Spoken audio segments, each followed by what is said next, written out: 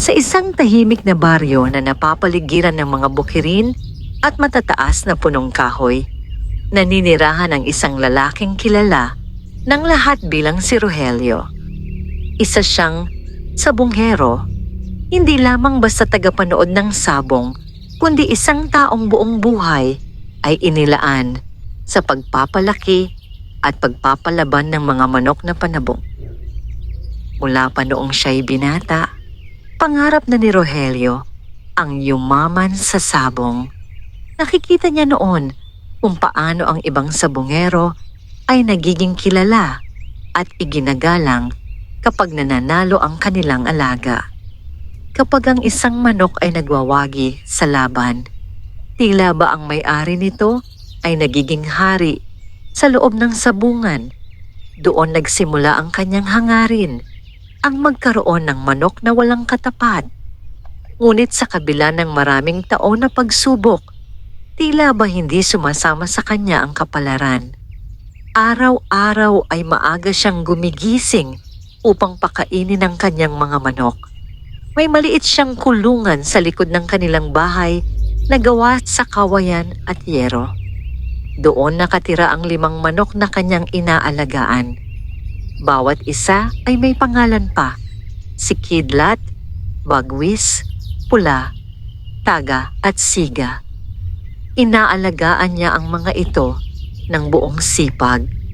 Pinapakain ng tamang butil, pinapaliguan at pinapasikat sa araw upang lumakas ang katawan. Ngunit kapag dumarating ang araw ng laban sa sabungan, tila ba laging may sumpa ang kanyang kapalaran. Halos lahat ng kanyang manok ay natatalo. May mga pagkakataon pang bago pa man, matapos ang laban ay sugatan na ang kanyang alaga. Umuuwi siyang bitbit ang pagod na manok at mabigat na damdamin. Bakit ba ganito ang kapalaran ko? Madalas niyang tanungin ang sarili. Ang asawa niyang si Marta ay madalas siyang paalalahanan. Rogelio, baka panahon na para tumigil ka na sa sabong. Halos lahat ng pera natin napupunta na sa pustahan. Ngunit hindi niya magawang tumigil. Para kay Rogelio, ang sabong ay hindi lamang sugal. Para itong laban ng kanyang pangarap at dangal. Isang panalo lang, Marta. Lagi niyang sinasabi. Kapag nakakuha ako ng isang tunay na kampeon na manok, makakabawi tayo. Ngunit habang lumilipas ang panahon, lalo lamang silang naghihirap. Unti-unti nilang naibenta ang ilang ari-arian. Ang lumang motorsiklo ni Rogelio ay naipagbili na. Ang maliit na lupang minana niya sa kanyang ama ay naisangla rin. Ang natira na lamang sa kanila ay ang maliit na bahay at ang 5 manok sa likod nito. Sa kabila ng lahat, hindi pa rin nawawala ang pag-asa ni Rogelio. Isang hapon, habang papalubog ang araw, nagpunta siya sa sabungan upang manood ng laban. Wala siyang dalang pera para tumaya, kaya't nanood na lamang siya sa gilid. Napansin niya kung paano nagbubunyi ang mga tao sa tuwing may nananalo. Ang sigawan ng mga sabongero, ang tunog ng palakpakan, at ang tensyon sa bawat laban. Lahat ng yon ay parang apoy na muling nagpapalakas ng kanyang loob. Balang araw, bulong niya sa sarili. Ako naman ang sisigaw ng panalo. Ngunit nang matapos ang mga laban, wala siyang ibang naiuwi kundi pagod at panghihinayang. Habang naglalakad pa uwi, napadaan siya sa isang lumang bahagi ng gubat. Ito ang shortcut papunta sa kanilang bahay, ngunit bihira itong daanan ng mga tao kapag gabi na. Tahimik ang paligid. Tanging huni ng kuliglig at lagaslas ng hangin sa mga dahon ang maririnig. Habang naglalakad si Rogelio, bigla niyang napansin ang isang kakaibang liwanag sa ilalim ng isang matandang puno ng balete. Huminto siya. Anong klaseng ilaw iyon? Tanong niya sa sarili. Sa unay inakala niyang baka may nag-iwan ng lampara o kandila. Ngunit habang papalapit siya, napansin niyang tila gumagalaw ang liwanag. Parang may maliit na nilalang sa gitna nito. Napakunot ang noo ni Rogelio. Naisip niyang baka napapagod lamang ang kanyang mata. Ngunit nang tuluyan siyang makalapit, bigla siyang napaatras sa kanyang nakita. Sa paanan ng balete ay may isang maliit na nilalang. Ito ay halos kasing laki lamang ng isang bata. May mahabang balbas at nakasuot ng kakaibang kasuotan na tila yari sa dahon at tela na hindi niya makilala. Ang nilalang ay nakaupo sa isang maliit na bato at tila may hawak na isang maliit na supot. Napansin ni Rogelio na ang nilalang ay may suot na pulang sombrero. Doon niya naalala ang mga kwento ng matatanda. Mga kwento tungkol sa mga nilalang na naninirahan sa kagubatan. Mga nilalang na hindi nakikita ng karaniwang tao. Duwende, mahina niyang nasabi. Biglang tumingin sa kanya ang nilalang. Ang mga mata nito ay tila kumikislap sa dilim. Hindi gumalaw si Rogelio. Para siyang napako sa kinatatayuan. Pagkaraan ng ilang sandali, nagsalita ang maliit na nilalang. Mukhang napansin mo ako. Ang boses nito ay maliit ngunit malinaw. Hindi makapaniwala si Rogelio sa kanyang naririnig. Hindi ako nananaginip. Bulong niya. Ngumiti ang nilalang. Hindi ka nananaginip sa bungero. Napanganga si Rogelio. Papaano mo nalaman na sa bungero ako? Ang duwende ay bahagyang tumawa. Matagal na kitang pinagmamasdan. Mas lalo siyang nagtaka. Bakit mo ako pinagmamasdan? Saglit na tumahimik ang duwende bago ito sumagot. Dahil sa puso mo. Hindi agad na intindihan ni Rogelio ang ibig sabihin nito. Ano ang ibig mong sabihin? Tumingin ang duwende sa langit na unti-unting dumidilim. Maraming sabonggero ang sakim. Maraming sabonggero ang walang pakialam sa kanilang mga manok. Huminto ito sandali. Pero ikaw, kahit talo ka ng talo, hindi mo pinapabayaan ang iyong mga alaga. Napaisip si Rogelio. Hindi niya inaasahang may nakapapansin sa kanyang ginagawa. Hindi ko naman sila kayang pabayaan, sagot niya. Para na silang pamilya. Ngumiti ang duwende. Alam ko. Maya-maya ay itinapat nito sa kanya ang maliit na supot na hawak. Rogelio, handa ka bang baguhin ang iyong kapalaran? Nanlaki ang mga mata niya. Ano ang ibig mong sabihin? Unti-unting tumayo ang duwende sa bato. Ang liwanag sa paligid nito ay tila lalong luminaw. May isang bagay akong ibibigay sa iyo. Isang bagay na kayang magbago ng iyong buhay. Napalunok si Rogelio. Ano yon? Dahan-dahang ngumiti ang duwende. Ang bertud ng mga duwende.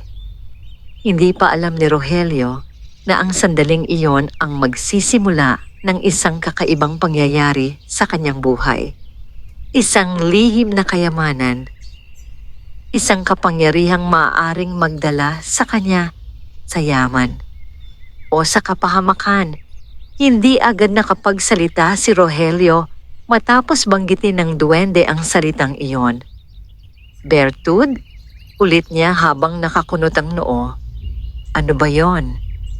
Ang maliit na nilalang ay nakatitig lamang sa kanya. Sa liwanag ng dapit hapon, lalong naging malinaw ang anyo nito.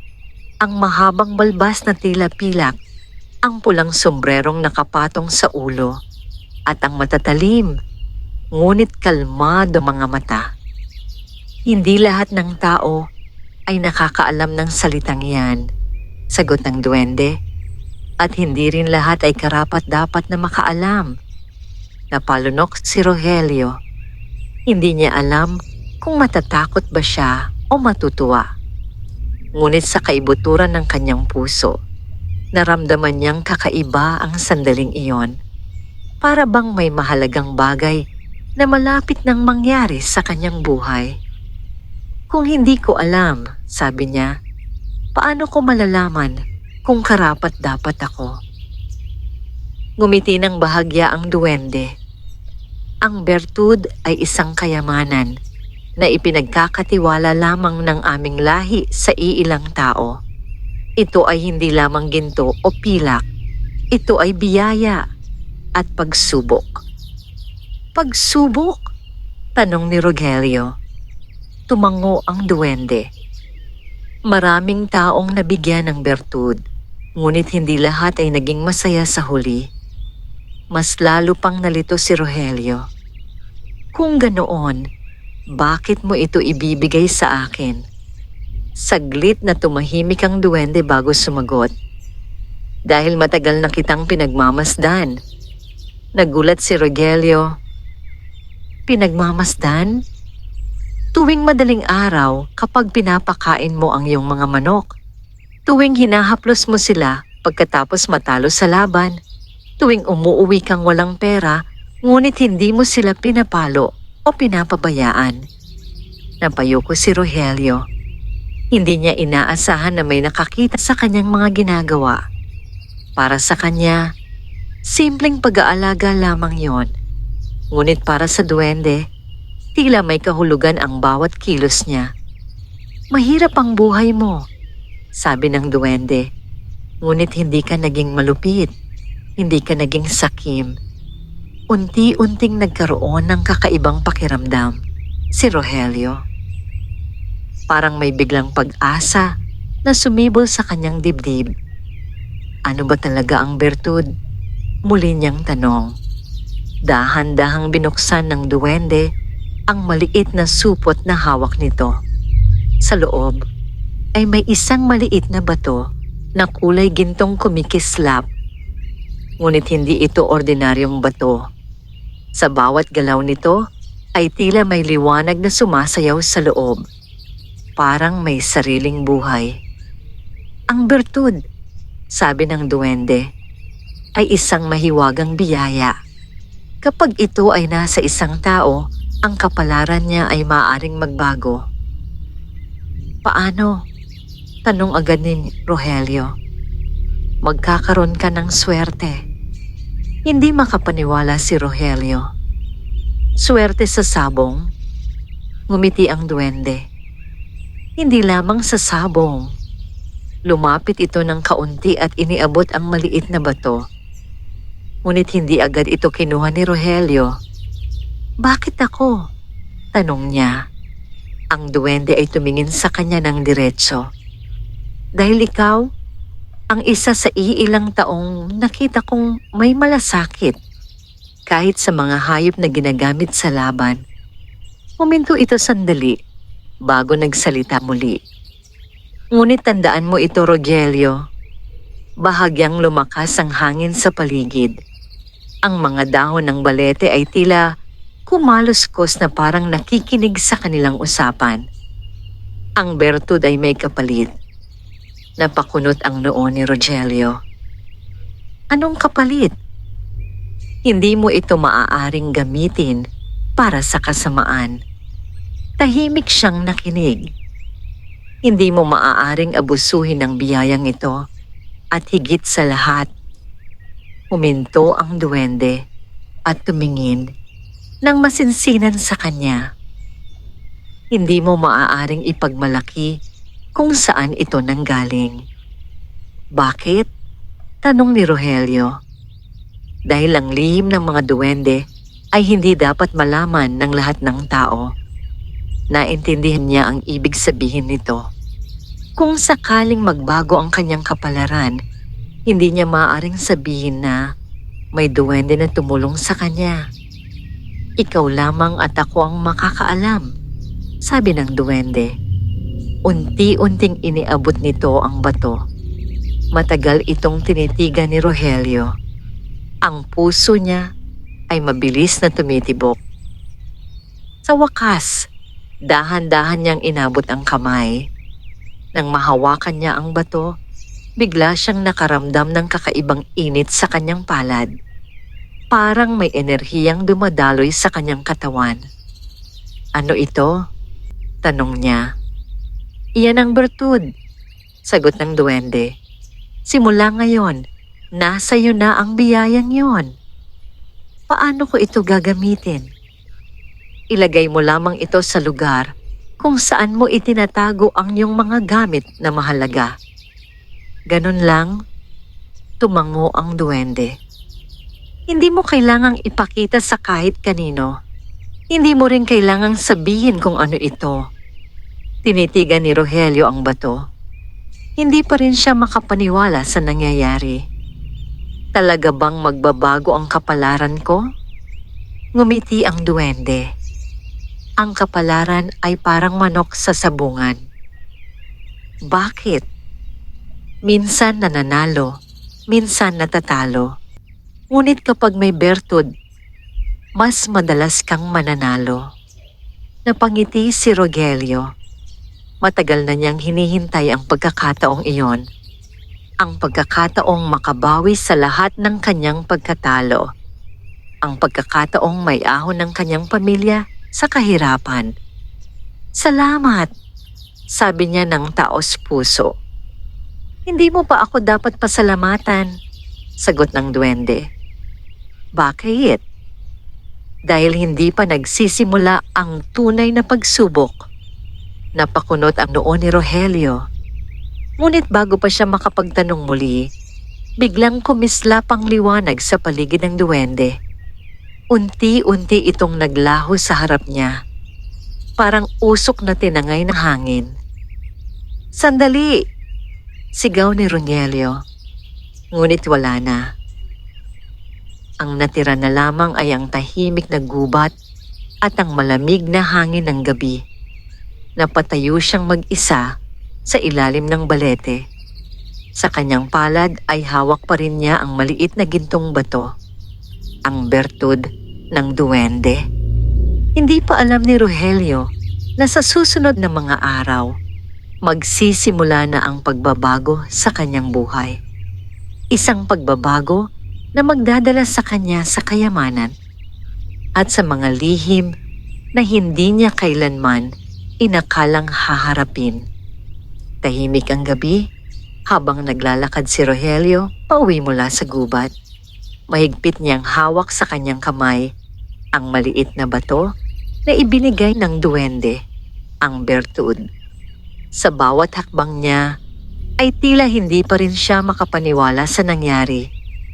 Duwende, bulong niya sa sarili. Kung may ibang tao lamang na makakarinig sa kanya, marahil ay iisipin nilang nababaliw na siya, ngunit malinaw sa kanyang isip ang nakita at narinig. Hindi iyon panaginip. Nang makarating siya sa kanilang bahay, nakita niyang nakaupo sa may pintuan ng kanyang asawa na si Marta. May hawak itong lampara at tila naghihintay. Ano ba, Rogelio? Sabi nito nang makita siya. Ang tagal mo. Akala ko kung ano na ang nangyari sa iyo. Ngumiti siya ng bahagya. Napadaan lang ako sa gubat. Napansin ni Marta na tila may kakaiba sa kanyang mukha. Parang may iniisip ka, sabi nito. Umiling si Rogelio. Wala naman. Hindi niya maaaring sabihin ang tungkol sa duwende. Naalala niya ang babala nito. Hindi dapat malaman ng ibang tao ang lihim ng bertud. Kaya't pumasok na lamang siya sa loob ng bahay. Habang naghahapunan sila, tahimik lamang si Rogelio. Paminsan-minsan ay hinahawakan niya ang bulsa kung saan nakalagay ang bato. Pagkatapos kumain, pumasok siya sa kanilang maliit na silid. Doon niya inilabas ang bertud. Sa liwanag ng lampara ay lalo niyang napansin ang kakaibang kinang nito. Hindi ito tulad ng ordinaryong bato. Para itong may sariling liwanag na nagmumula sa loob. Talaga bang magbabago ang kapalaran ko dahil dito? Tanong niya sa sarili. Naalala niya ang sinabi ng duwende. Ilagay mo lamang ito sa lugar kung saan mo itinatago ang iyong mga mahalagang bagay. Sa isang sulok ng silid ay may lumang kahon si Rogelio. Doon niya inilalagay ang mga gamit na may halaga sa kanya. Mga lumang medalya ng manok na minsang nanalo, ilang perang naitabi, at isang maliit na kutsilyong minana niya sa kanyang ama. Binuksan niya ang kahon at maingat na inilagay ang bertud sa loob. Pagkatapos ay isinara niya ito. Huminga siya ng malalim. Bahala na, sabi niya. Kinabukasan ay maaga siyang nagising. Tulad ng nakasanayan, agad siyang pumunta sa likod ng bahay upang pakainin ang kanyang mga manok.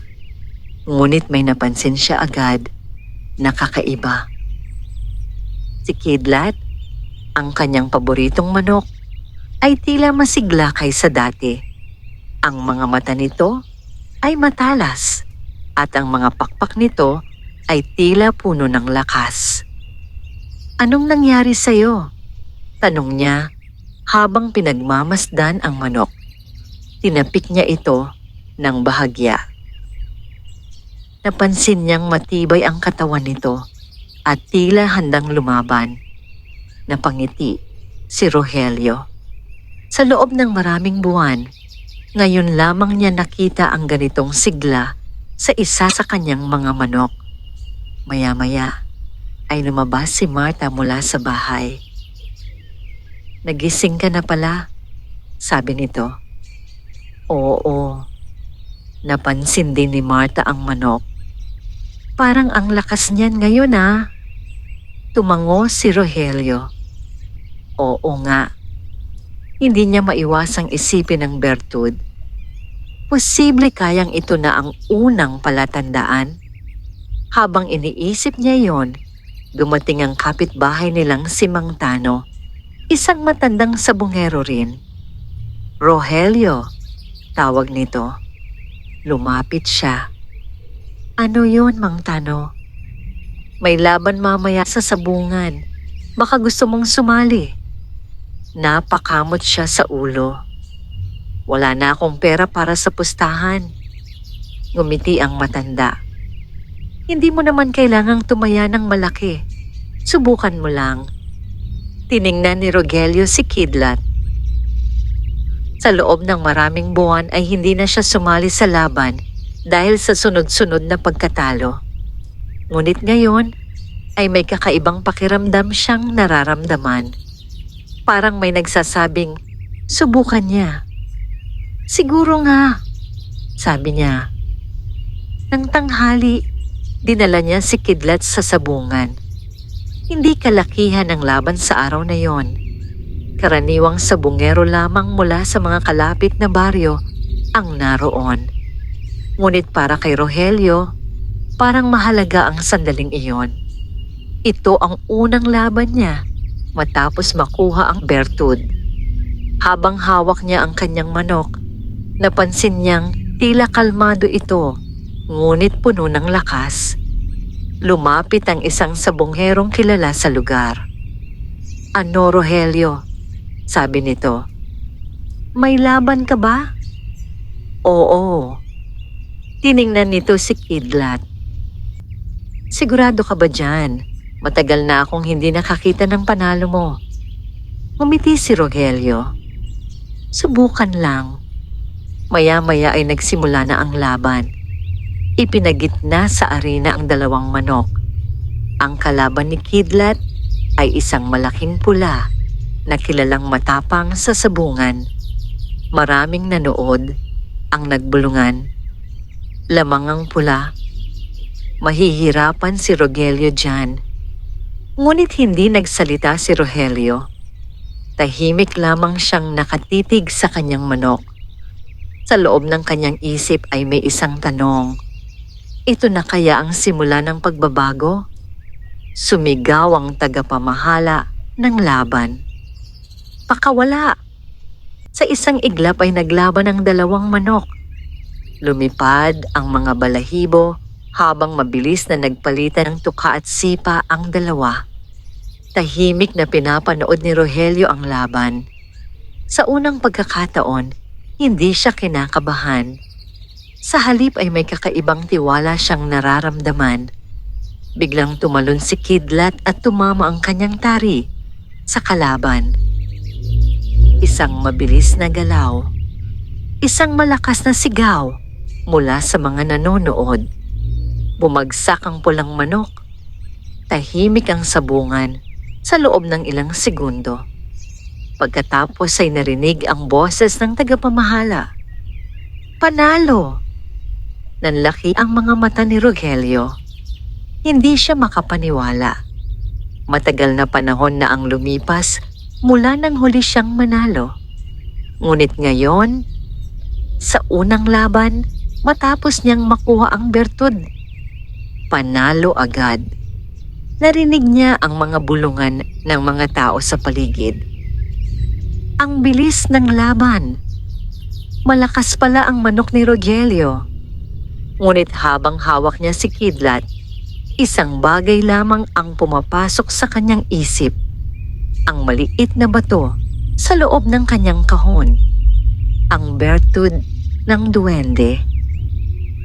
Hindi pa alam ni Rogelio na ang panalong iyon ay simula pa lamang ng mas malaking pagbabago sa kanyang buhay.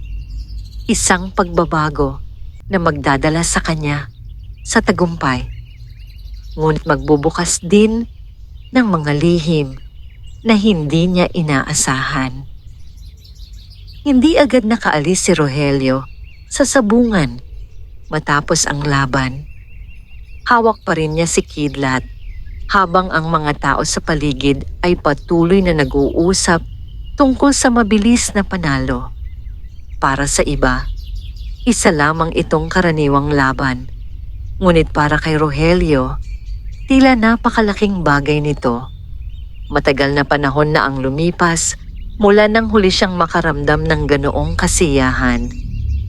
Lumapit si Mang Tano sa kanya. Rogelio, sabi ng matanda habang nakangiti. Ayos ang manok mo ah. Napakamot si Rogelio sa ulo. Sinuwerte lang siguro. Hindi lang yan swerte, sagot ng matanda. Maganda ang galaw ng manok mo.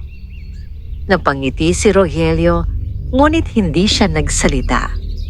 Sa kanyang isip ay malinaw ang isang bagay, ang bertud. Habang kinukuha niya ang maliit na panalo mula sa pustahan, napansin niyang mas magaan ang kanyang pakiramdam kaysa dati. Hindi man kalakihan ang perang nakuha niya, sapat na yon upang makabili sila ng pagkain para sa ilang araw. Sa wakas, hindi siya uuwi na walang dala. Pag-uwi niya sa bahay ay sinalubong siya ni Marta. Kamusta ang sabungan? Tanong nito. Hindi agad sumagot si Rogelio. Inilapag muna niya si Kidlat sa kulungan bago siya humarap sa asawa. Ngumiti siya. Nanalo tayo. Nanlaki ang mga mata ni Marta. Talaga? Tumango si Rogelio at ipinakita ang perang hawak niya. Matagal ding hindi nakapagsalita si Marta. Para bang hindi siya makapaniwala. Ang tagal na nating hindi nakakaranas ng ganito. Mahina nitong sabi. Umupo sila sa may mesa habang inilalagay ni Marta ang pera sa isang maliit na lalagyan. Siguro nga nagbabago na ang kapalaran mo, sabi niya. Tahimik lamang si Rogelio. Sa kanyang isip ay bumalik ang alaala ng duwende sa ilalim ng balete. Hindi niya maaring sabihin ang totoo. Ngunit sa kaibuturan ng kanyang puso, ay alam niyang hindi ito simpleng pagkakataon lamang. Kinabukasan ay maaga ulit siyang nagising. Pagpunta niya sa kulungan ng mga manok, Napansin niyang tila mas malalakas ang kanyang mga alaga kaysa dati. Kahit ang mga manok na dati mahihina ay tila masigla. "Parang may nangyari sa inyo," sabi niya habang pinagmamasdan ng mga ito. Habang pinapakain niya ang mga manok, napansin niyang may ilang kapitbahay na nakatingin sa kanya. Ang balita ng kanyang panalo ay mabilis na kumalat. Sa baryo, ang sabong ay hindi lamang libangan. Isa rin itong usapan ng mga tao. Lumapit ang isang kapitbahay. "Rogelio, narinig ko na nanalo raw ang manok mo kahapon." "Oo," sagot niya. "Magaling pala ang alaga mo ngayon." Ngumiti lamang siya. Hindi nagtagal ay dumating muli si Mang Tano. "May laban ulit sa sabungan bukas," sabi ng matanda. "Isasali mo ba ulit ang manok mo?" Sandaling nag-isip si Rogelio. Noon ay madalas siyang nag-aalinlangan dahil sa takot na matalo. Ngunit ngayon ay iba ang pakiramdam niya. May tiwala siyang hindi niya maipaliwanag. "Sige," sagot niya. "Susubukan ko ulit." Nang sumunod na araw ay bumalik siya sa sabungan. Mas marami ang tao ngayon kaysa kahapon. May ilang sabungerong galing pa sa ibang lugar. Habang hawak niya si Kidlat, napansin niyang may ilang taong nakatingin sa kanya. "Siya ba yung nanalo kahapon?" bulong ng isa. "Oo, siya nga." Hindi niya pinansin ang mga iyon. Ang mahalaga sa kanya ay ang laban. Maya-maya ay ipinagitna na naman sa arena ang dalawang manok. Ang kalaban ngayon ay isang itim na manok na kilalang maliksi. Tahimik na nakamasid si Rogelio. Nang sumigaw ang tagapamahala ng pakawala, ay agad na nagbanggaan ang dalawang manok. Mabilis ang laban. Mas mabilis kaysa kahapon. Sa loob lamang ng ilang sandali, muling tumama ang tari ni Kidlat sa kalaban. Pumagsak ang manok. Narinig na naman ang sigaw ng tagapamahala. "Panalo!" Napangiti si Rogelio. Dalawang panalo na. Lumapit muli si Mang Tano. "Hindi na ito basta swerte," sabi ng matanda. "Mukhang may lihim ang manok mo." Napatawa si Rogelio. Wala naman. Ngunit sa loob-loob niya, alam niyang may lihim nga. Ang bertud. Sa mga sumunod na linggo, patuloy na lumalaban ang mga manok ni Rogelio sa sabungan. At sa halos bawat laban, panalo. Unti-unti siyang nakakaipon ng pera. Nabawi niya ang ilang utang. Nakabili siya ng mas magandang pagkain para sa kanyang mga manok. Nakapag-ayos pa siya ng kaunti sa kanilang bahay. Ang mga taong dati hindi pumapansin sa kanya ay nagsimulang bumati. Magaling na sabongero si Rogelio ngayon. Malakas ang mga manok niya. Ngunit habang tumatagal, may isang bagay na napansin si Rogelio. Hindi lahat ng tao ay natutuwa sa kanyang sunod-sunod na panalo. May ilan na nagsimulang magduda. May ilan na nagsimulang magtanong. Isang gabi, habang nakaupo siya sa harap ng kanilang bahay, narinig niya ang dalawang sabongero na nag-uusap sa di kalayuan. Hindi normal ang mga panalo ni Rogelio. Oo nga, parang may kakaiba. Hindi siya nagsalita, ngunit malinaw niyang narinig ang mga iyon. Unti-unti, may mga matang nagmamasid sa kanya. Mga matang puno ng paghihinala. Hindi pa alam ni Rogelio na ang kanyang swerte ay hindi lamang magdadala ng kayamanan, kundi magbubukas din ng inggit, lihim at panganib na maaaring magbago sa kanyang buhay. Habang lumilipas ang mga linggo, Lalo pang nakilala si Rogelio sa sabungan. Ang dating sabungherong halos walang pumapansin ay naging usap-usapan ng maraming tao. Hindi nalingid sa kaalaman ng mga sabunghero na halos lahat ng laban ni Rogelio ay nagtatapos sa panalo. Ang kanyang mga manok, lalo na si Kidlat, ay tila naging alamat sa loob ng sabungan. Kapag manok ni Rogelio ang kalaban, pag-isipan mo muna, sabi ng isang sabungero sa kanyang kasama. Marami ang nagtataka, marami ang humahanga, ngunit mayroon ding nagsisimulang mainggit. Sa isang sulok ng sabungan ay may isang lalaking matagal nang kilala bilang mahusay na sabunghero. Ang pangalan niya ay Don Emilio. Hindi siya ordinaryong sabunghero lamang. Mayaman siya at may malaking farm ng mga manok na panabong. Maraming beses na siyang nanalo sa malalaking laban. Sanay siya ang hinahangaan. Ngunit nitong mga nakaraang linggo, tila may bagong pangalan na palaging binabanggit ng mga tao. Si Rogelio. Habang nakaupo si Don Emilio sa kanyang upuan sa gilid ng sabungan, tahimik niyang pinagmamasdan ang laban ni Rogelio. Sa gitna ng arena ay muling naglalaban ng dalawang manok. Isa doon ang manok ni Rogelio. Pakawala, sigaw ng tagapamahala.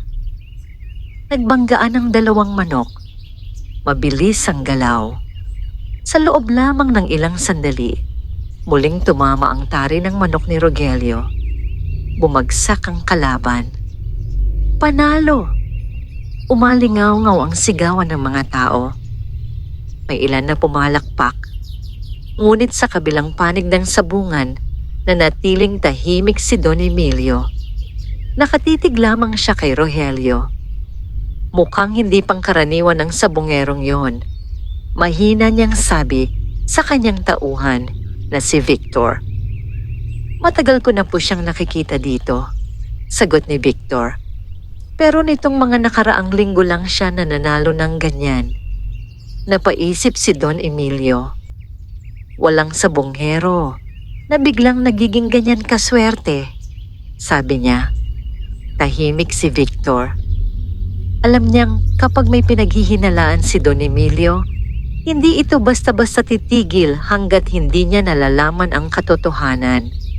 Samantala, sa kabilang bahagi ng sabungan, ay hawak ni Rogelio ang kanyang manok matapos ang panalo. Lumapit si Mang Tano na may dalang ngiti. Isa na naman, sabi ng matanda. Napangiti si Rogelio. Hindi ko rin alam kung paano nangyayari ito. Ang alam ko lang, sabi ni Mang Tano, malakas talaga ang mga manok mo ngayon.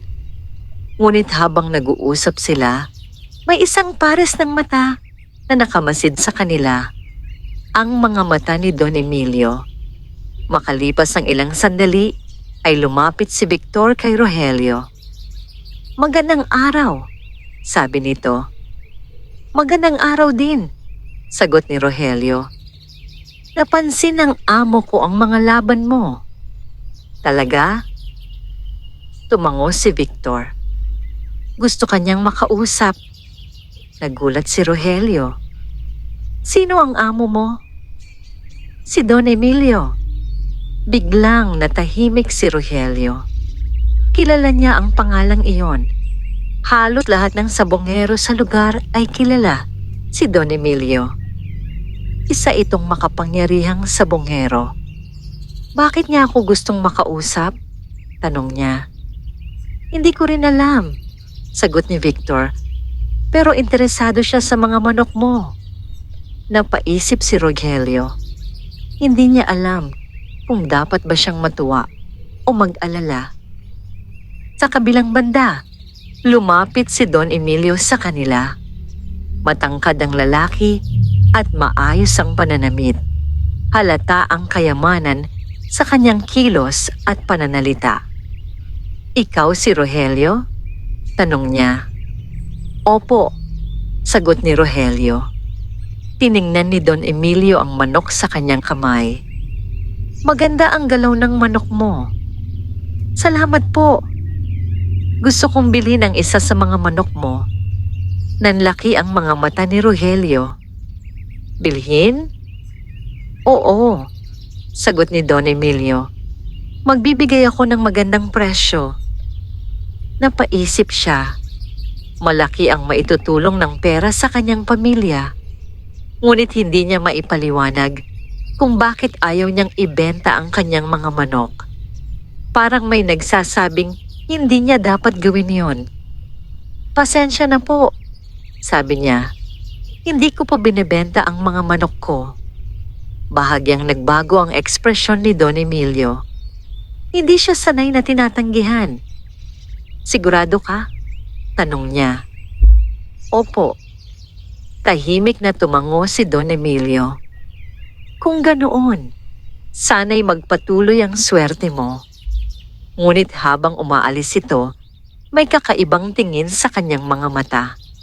Isang tingin na hindi maipaliwanag ni Rogelio. Isang tingin na tila may itinatagong plano. Kinagabihan, habang nakahiga si Rogelio sa kanilang silid, hindi siya makatulog. Naalala niya ang nangyari sa sabungan. Naalala niya ang tingin ni Don Emilio.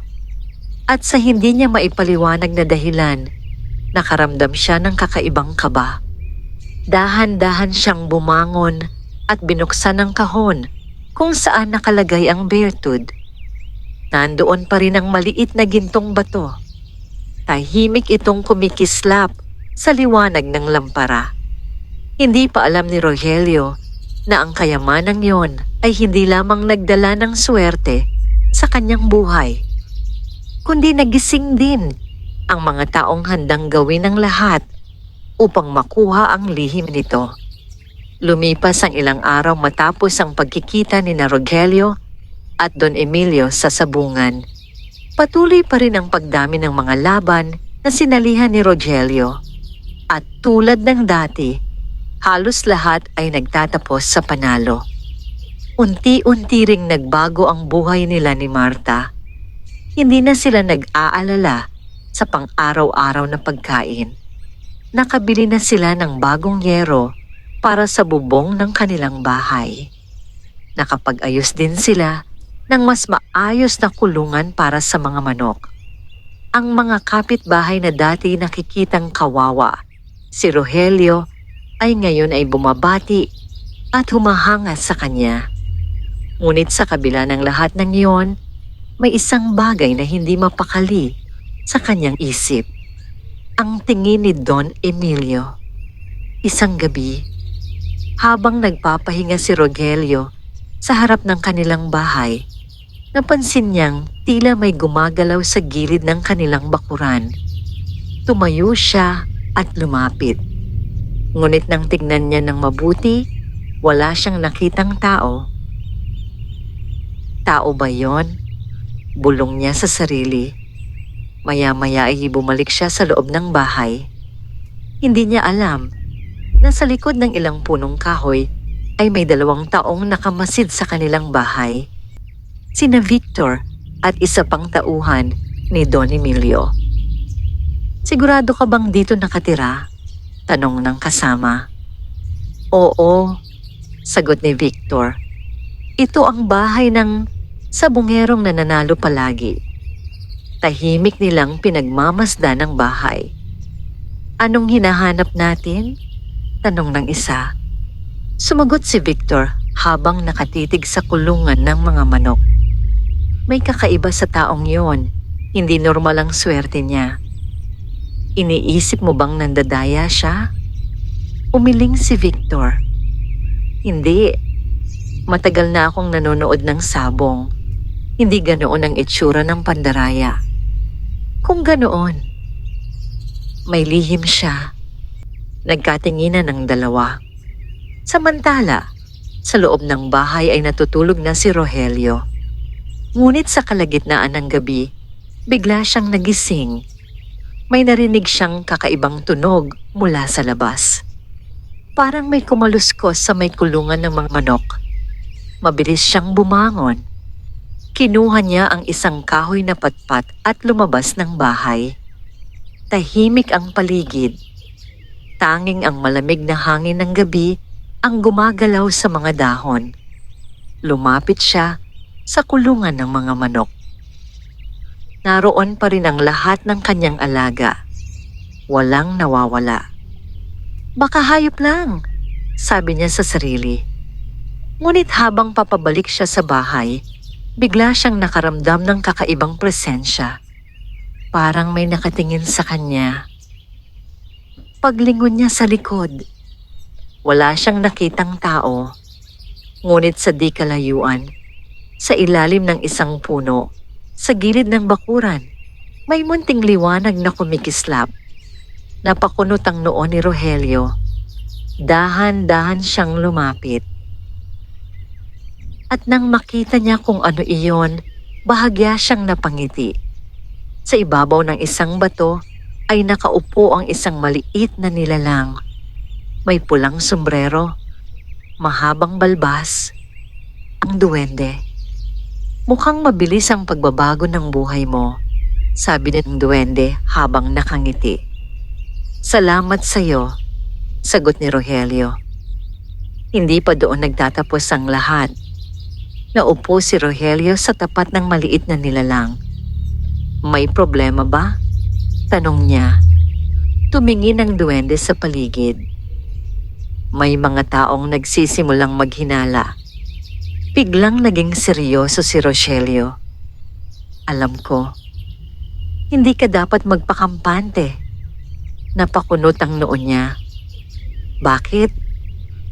Dahil ang inggit ng tao ay mas mapanganib kaysa sa malas. Tahimik na nakinig si Rogelio. May isang lalaking nagmamasid sa iyo, patuloy ng duwende. Si Don Emilio? Tumango ang duwende. Hindi siya titigil hanggat hindi niya nalalaman kung bakit ka nananaw. Napaisip si Rogelio. Ano ang dapat kong gawin? Saglit na tumahimik ang duwende bago sumagot. Ingatan mo ang bertud. Lagi ko itong tinatago. Hindi sapat iyon. Nagtaka si Rogelio. Bakit pa dahil kapag nakuha ng maling tao ang bertud, maaari itong magdala ng malaking kapahamakan. Nanlaki ang mga mata ni Rogelio. Kapahamakan? Tumango ang duwende. Ang biyayang ibinigay ko sa iyo ay hindi para sa kasakiman. Lumakas ang hangin sa paligid habang nagsasalita ang maliit na nilalang. Kung mapunta ito sa taong sakim, maaaring masira ang buhay ng marami. Tahimik si Rogelio. Hindi niya inaasahan na ganito kabigat ang bagay na hawak niya. Mag-ingat ka, sabi ng duwende. May mga matang nakamasid na sa'yo. Bago pa makapagtanong muli si Rogelio, unti-unting naglaho ang liwanag sa paligid ng duwende. Makalipas ang ilang sandali, wala ito. Naiwang mag-isa si Rogelio sa bakuran. Tahimik ang gabi. Ngunit sa pagkakataong yon, alam niyang hindi na lamang suwerte ang kanyang kinakaharap. May paparating na panganib at ang lihim ng bertud ng duwende ang maaaring maging dahilan nito. Hindi naging mapakali si Rogelio matapos ang babala ng duwende. Kahit bumalik siya sa loob ng bahay at muling humiga sa tabi ng kanyang asawa, hindi pa rin siya agad nakatulog. Paulit-ulit na bumabalik sa kanyang isip ang sinabi ng maliit na nilalang. May mga matang nakamasid sa iyo. Tahimik siyang nakatingin sa kisame habang pinapakinggan ang mahinang paghinga ni Marta na mahimbing na natutulog sa kanyang tabi. Hindi niya alam kung hanggang kailan niya maitatago ang lihim ng bertud. Kinabukasan ay maaga siyang nagising. Ang araw ay kasisimula pa lamang sumilip sa silangan nang lumabas siya ng bahay upang pakainin ang mga manok. Ngunit bago pa man siya makarating sa kulungan, Napansin niya ang bakas ng mga paa sa lupa, malapit sa bakod. Hindi yun bakas ng hayop.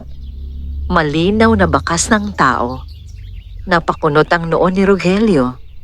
Dahan-dahan siyang lumapit at pinagmasdan ng lupa. Parang may dalawang taong naglakad sa paligid ng kanilang bakuran kagabi. Naramdaman niya ang bahagyang kaba. Naalala niya ang babala ng duwende. May mga matang nakamasid sa'yo. Tinapakan niya ang mga bakas ng paa upang hindi na ito mapansin ng iba. Pagkatapos ay ipinagpatuloy niya ang pagpapakain sa kanyang mga manok. Habang pinagmamasdan niya ang mga ito, hindi niya maiwasang mag-isip. Kung may mga taong nagmamasid nga sa kanya, ano ang hinahanap nila? Hindi naman niya ipinapakita sa kahit kanino ang bertud. Ni hindi nga niya ito inilalabas sa kahon. Pagkatapos pakainin ng mga manok, pumasok siya sa loob ng bahay at binuksan ang lumang kahon. Naroon pa rin ang maliit na gintong bato. Tahimik itong kumikislap sa loob. Huminga ng malalim si Rogelio. Hanggat nandito ka, bulong niya, mananatili kang lihim. Maya-maya ay lumabas si Marta mula sa silid. Nagising ka na pala ng maaga, sabi nito. Oo, sagot niya. May laban ka ba ulit ngayon? Tumango si Rogelio. May maliit na laban sa sabungan mamaya. Ngumiti si Marta. Mukhang tuloy-tuloy na ang swerte mo. Hindi sumagot si Rogelio. Sa halip ay napatingin siya sa bintana. Sa hindi kalayuan ay tila may isang lalaking dumaan sa kalsada at saglit na tumingin sa kanilang bahay. Hindi niya makilala kung sino iyon. Ngunit may kakaiba sa paraan ng pagtingin nito. Parang nagmamasid. Nang dumating ang hapon, ay pumunta si Rogelio sa sabungan dala ang isa pang manok na kanyang pinalakas nitong mga nakaraang araw. Pagdating niya roon, ay napansin niyang mas maraming tao ang nakatingin sa kanya kaysa dati. Si Rogelio na naman. Sigurado panalo na naman yan. Naririnig niya ang mga bulungan. May ilan na bumabati. May ilan namang tahimik lamang na nagmamasid. Habang naghihintay siya sa gilid ng sabungan, napansin niyang may dalawang lalaking nakatayo sa di kalayuan. Ang isa ay si Victor, ang tauhan ni Don Emilio. Ang isa naman ay hindi niya kilala. Pareho silang nakatingin sa kanya. Nagkunwari si Rogelio na hindi niya sila napansin. Ngunit malinaw sa kanyang pakiramdam na sinusundan siya ng mga ito. Makalipas ang ilang sandali ay nagsimula na ang laban. Tulad ng mga nakaraang pagkakataon, mabilis lamang ang naging resulta. Muling nanalo ang manok ni Rogelio. Mas malakas ang sigawan ng mga tao ngayon. Ang iba ay humahanga. Ang iba naman ay lalong nagtataka. Pagkatapos ng laban, habang hawak niya ang kanyang manok, muling lumapit si Victor. Magaling na naman ang manok mo, sabi nito. Salamat, sagot ni Rogelio. Talagang kakaiba ang swerte mo. Ngumiti lamang si Rogelio. Ngunit bago pa siya makaalis, may isang boses na nagsalita sa likod niya. Hindi lamang swerte yan. Paglingon ni Rogelio, nakita niya si Don Emilio. Nakasuot ito ng maayos na damit at nakatitig ng diretso sa kanya. May lihim ka, sabi ng mayamang sabunghero. Bahagyang nanlamig ang pakiramdam ni Rogelio. Wala po, sagot niya. Ngunit hindi ngumiti si Don Emilio.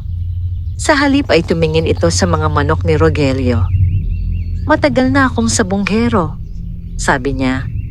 Alam ko kung kailan may kakaiba. Tahimik lamang si Rogelio. Lumapit ng kaunti si Don Emilio.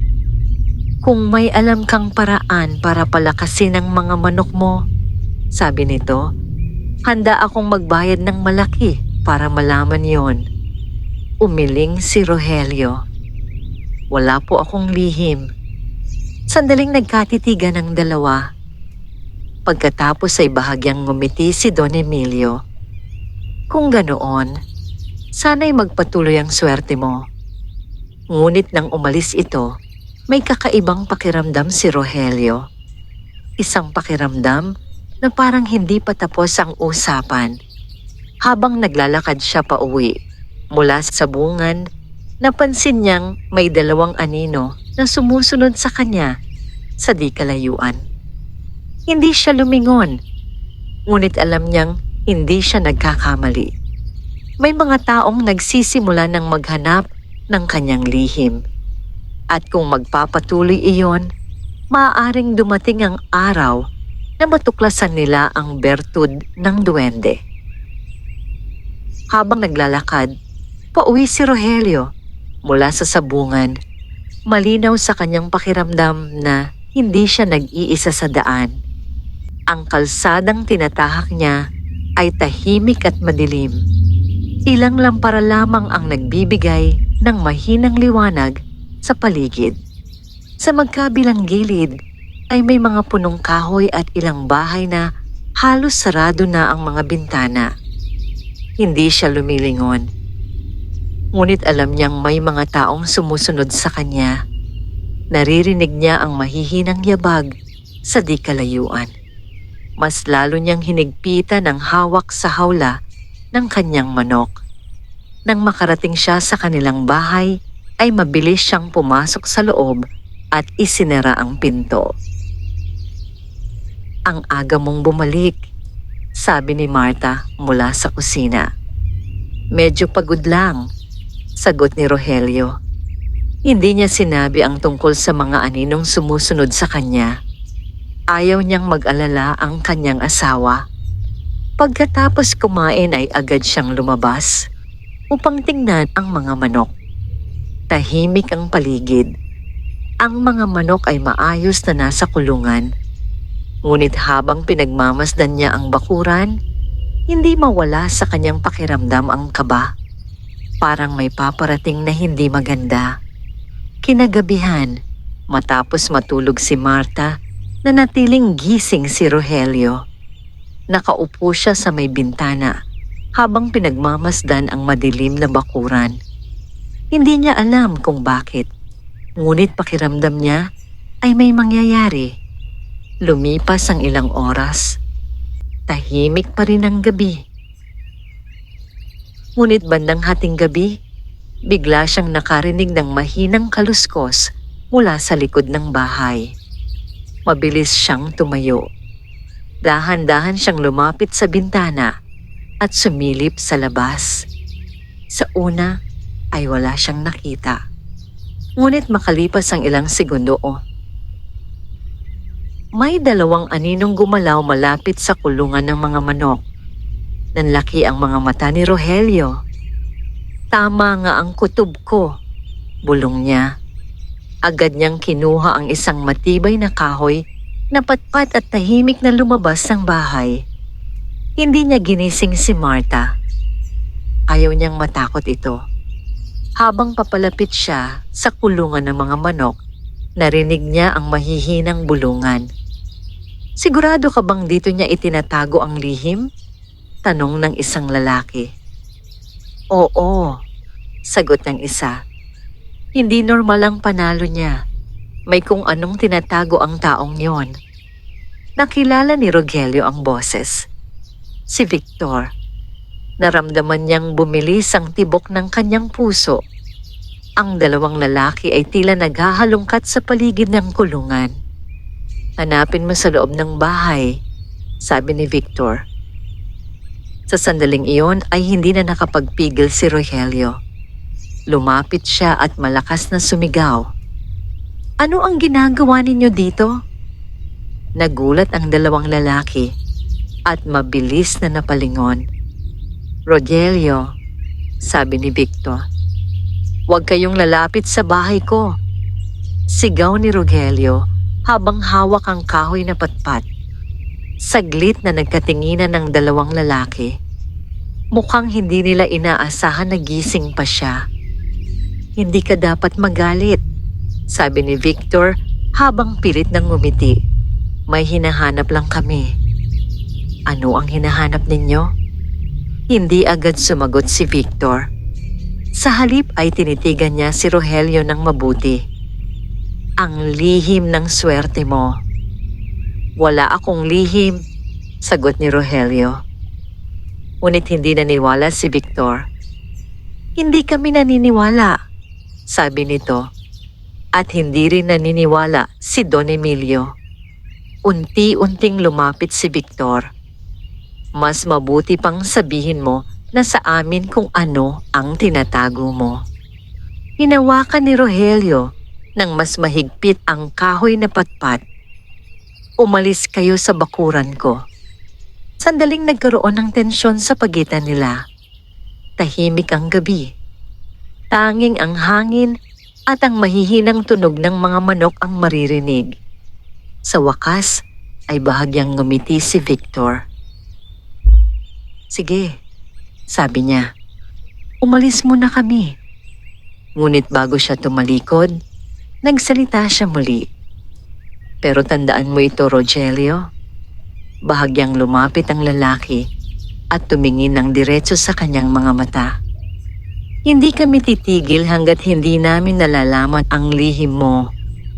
Pagkatapos ay umalis ang dalawang lalaki sa dilim ng gabi. Matagal na nakatayo si Rogelio sa bakuran. Hindi siya gumalaw. Hindi siya nagsalita. Sa kanyang isip ay iisa lamang ang pumapasok na bagay. Ang bertud. Dahan-dahan siyang pumasok sa bahay at binuksan ang lumang kahon. Naroon pa rin ang maliit na gintong bato. Tahimik itong kumikislap sa liwanag ng lampara. Ngunit sa pagkakataong yon, hindi na lamang ito simbolo ng swerte. Ito na rin ang dahilan kung bakit may mga taong handang pumasok sa kanyang bakuran sa kalagitnaan ng gabi. Huminga ng malalim si Rogelio. Alam niyang nagsisimula na ang tunay na problema. At kung hindi siya magiging maingat, mga tao ay maaaring mawala sa kanya ang lihim na biyayang ibinigay ng duwende. Magdamag na hindi nakatulog si Rogelio matapos ang nangyari sa kanilang bakuran. Paulit-ulit na bumabalik sa kanyang isip ang mga salita ni Victor. "Hindi kami titigil hanggat hindi namin nalalaman ang lihim mo." Habang nakahiga siya sa tabi ni Marta, ramdam niya ang bigat ng responsibilidad na dala ng maliit na batong nakatago sa kanyang kahon. Noon ay akala niya ang bertud ay simpleng biyaya lamang, isang suwerteng makakatulong sa kanya upang maiahon ang kanyang pamilya sa kahirapan. Ngunit ngayon ay iba na ang kanyang nararamdaman. Para bang ang biyayang iyon ay nagdala rin ng mga taong handang gumawa ng masama para lamang makuha ito. Nang sumikat ang araw, ay agad siyang bumangon. Tahimik pa ring natutulog si Marta. Lumabas siya ng bahay at tinignan ang paligid ng bakuran. May bakas pa rin ng mga yapak sa lupa, ngunit bahagya na itong natabunan ng hamog ng umaga. Pinakain niya ang mga manok gaya ng kanyang nakasanayan. Habang pinagmamasdan niya ang mga ito, napansin niyang tila mas lalong malalakas ang kanyang mga alaga ngayon. Ang kanilang mga balahibo ay makintab at ang mga mata ay puno ng sigla. Ngunit sa halip na matuwa, may bahagyang lungkot na pumasok sa isip ni Rogelio. Naisip niya na kung wala ang bertud, marahil ay hindi ganito ang kanilang kalagayan ngayon. Maaring mahirap pa rin sila. Ngunit wala sanang mga taong sumusubok na pumasok sa kanyang bakuran sa kalagitnaan ng gabi. Maya-maya ay lumabas si Marta. "Maaga ka na naman gumising," sabi nito. "Oo," sagot ni Rogelio. Napansin ni Marta na tila may iniisip siya. "May problema ba?" Umiling siya. "Wala naman." Ngunit alam niyang hindi niya maaring sabihin ang totoo. Hindi niya maaring ibunyag ang lihim ng Bertud kahit sa kanyang asawa. Pagkatapos nilang mag-almusal ay nagpunta si Rogelio sa sabungan. Habang naglalakad siya papunta roon, napansin niyang may ilang taong nakatingin sa kanya. Hindi tulad ng dati na puno ng paghanga ang kanilang mga mata. Ngayon ay may halong pagtataka at pagdududa. Pagdating niya sa sabungan ay naroon na ang maraming sabungero. Naroon din si Mang Tano. "Rogelio," tawag ng matanda. "May laban ka ba ngayon?" "Oo," sagot niya. Ngunit bago pa sila makapag-usap ng matagal, napansin ni Rogelio ang isang pamilyar na figura sa kabilang bahagi ng sabungan. Si Don Emilio. Tahimik itong nakatayo habang pinagmamasdan siya. Hindi ito lumalapit. Hindi rin ito nagsasalita. Nakatitig lamang ito sa kanya na para bang sinusuri ang bawat kilos niya. Naramdaman ni Rogelio ang kakaibang tensyon. Nang magsimula ang laban, ay ipinagitna na naman ang kanyang manok at ang kalaban nito. Tahimik na nakamasid si Rogelio. Sa kanyang isip ay hindi lamang ang laban ang iniisip niya. Iniisip din niya kung hanggang kailan niya maitatago ang lihim ng Bertud. "Pakawala!" sigaw ng tagapamahala. Nagsimula ang laban. Mabilis ang galaw ng dalawang manok. Ang mga tao sa paligid ay nagsisigawan. Ngunit sa pagkakataong yon, hindi tulad ng dati ang nararamdaman ni Rogelio. Hindi siya gaanong sabik sa panalo. Sa halip ay parang may bumabagabag sa kanyang konsensya. Ilang saglit pa ang lumipas. Muling tumama ang tari ng kanyang manok sa kalaban. Bumagsak ang kalabang manok. "Panalo!" Umalingaw-ngaw ang sigawan sa sabungan. Ngunit sa gitna ng kasiyahan ng mga tao, napansin ni Rogelio ang isang bagay. Hindi pumalakpak si Don Emilio. Sa halip ay bahagya itong ngumiti. Isang nangiting tila may alam na lihim. Makalipas ang ilang sandali ay umalis si Don Emilio sa sabungan kasama ang kanyang tauhan. Habang pinagmamasdan ni Rogelio ang kanilang pag-alis, may kakaibang pakiramdam siyang naramdaman. Parang may mas malaking plano ang lalaking iyon. Pag-uwi niya sa bahay ng gabing iyon, dumiretso siya sa kanilang silid. Binuksan niya ang kahon at muling tinignan ng Bertud. Tahimik itong kumikislap sa loob. "Hindi ko alam kung biyaya ka o problema," mahina niyang sabi. Habang hawak niya ang maliit na bato, may isang tanong na pumasok sa kanyang isip. Kung sakaling dumating ang araw na may makaalam ng lihim nito, ano ang mangyayari sa kanyang buhay? At higit sa lahat, ano ang gagawin ni Don Emilio kung sakaling matuklasan niya ang Bertud ng duwende? Lumipas ang ilang araw matapos ang sunod-sunod na laban ni Rogelio sa sabungan.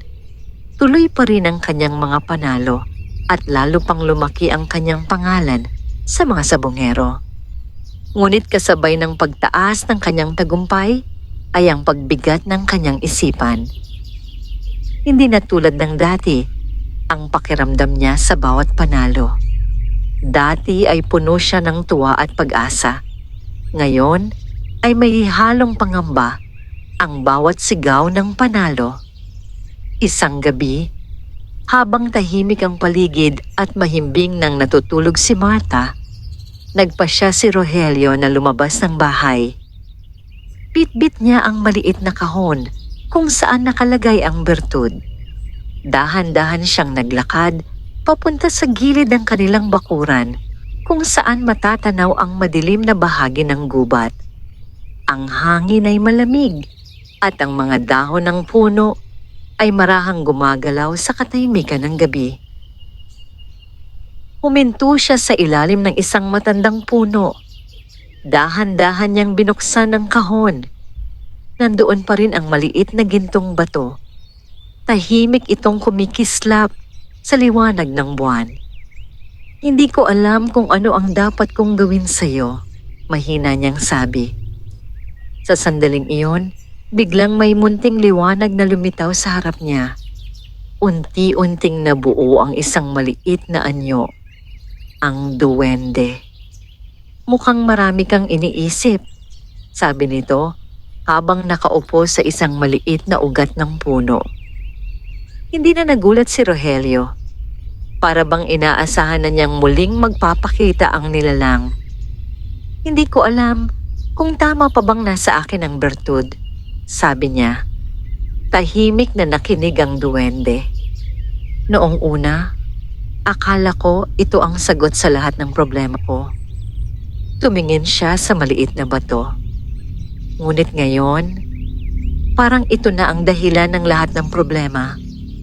Ngumiti ng bahagya ang duwende. Ang bertud ay hindi kailanman naging problema. Kung ganoon, bakit may mga taong gustong kumuha nito? Dahil sa kasakiman ng tao. Tahimik si Rogelio. Natulungan mo akong makaahon sa kahirapan, sabi niya. Ngunit dahil dito, may mga taong gustong sirain ang buhay ko. Tumingin ang duwende sa kanya ng mabuti. Rogelio, tandaan mo ito. Ang tunay na halaga ng bertud ay hindi lamang nasa swerte. Napakunot ang noo ni Rogelio. Kung ganoon, saan? Sa puso ng taong nagmamay-ari nito. Tahimik ang gabi habang pinakikinggan niya ang bawat salita ng duwende. Binigay ko sa iyo ang bertud dahil nakita ko ang kabutihan sa iyong puso. Huminto ang duwende sandali. Ngunit kung sa tingin mo ay nagiging pabigat na ito sa iyo, may karapatan kang magpasya kung ano ang gagawin mo. Matagal na nag-isip si Rogelio. Tumingin siya sa maliit na bato. Naalala niya ang lahat ng nangyari sa kanyang buhay nitong mga nakaraang buwan.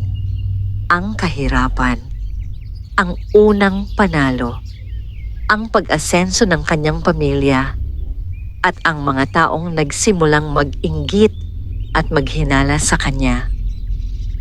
Huminga siya ng malalim. Pagkatapos ay ibinalik niya ang bertud sa loob ng kahon at iniabot ito sa duwende. Mas mabuti sigurong sa inyo na lamang ito, sabi niya. Hindi agad kinuha ng duwende ang kahon. Sa halip ay tinitigan nito si Rogelio. Sigurado ka ba? Tumango si Rogelio. Oo. Bakit? Ngumiti si Rogelio. Dahil natutunan ko na ang tunay na halaga ng swerte. Tahimik na nakinig ang duwende. Ang sipag, tiyaga at kabutihan ng tao ang tunay na nagbibigay ng biyaya sa buhay. Sa unang pagkakataon ay malawak na ngumiti ang duwende. Hindi ako nagkamali sa pagpili sa iyo. Dahan-dahan nitong kinuha ang kahon. Dahil sa iyong katapatan, Rogelio, hindi mawawala ang biyaya sa iyong buhay. Biglang kumislap ang liwanag sa paligid ng duwende. Unti-unti itong naglaho sa harap niya at kasama nitong nawala ang bertud. Naiwang mag-isa si Rogelio sa ilalim ng puno. Ngunit sa pagkakataong yon, kakaiba ang kanyang nararamdaman. Hindi lungkot, hindi panghihinayang, kundi kapayapaan. Sa mga sumunod na buwan, patuloy pa rin siyang nag-alaga ng mga manok. Hindi na kasing dalas ang kanyang mga panalo sa sabungan. Ngunit hindi na rin siya tulad ng dati na sunod-sunod ang pagkatalo. Unti-unti niyang nabawi ang respeto ng mga tao sa kanyang paligid. At higit sa lahat, natutunan niyang ang tunay na kayamanan ng isang tao ay hindi lamang nasusukat sa pera o swerte. kundi sa kabutihan ng puso at sa paraan ng kanyang pamumuhay. At sa malalim na bahagi ng gubat, kung saan nakatayo ang matandang puno ng balete, may isang maliit na nilalang na tahimik na nagbabantay. Ang duwende. Hawak ang isang maliit na gintong bato. Ang bertud na minsang nagbago ng kapalaran ng isang sabunggero at nagturo sa kanya ng tunay na kahulugan ng kayamanan.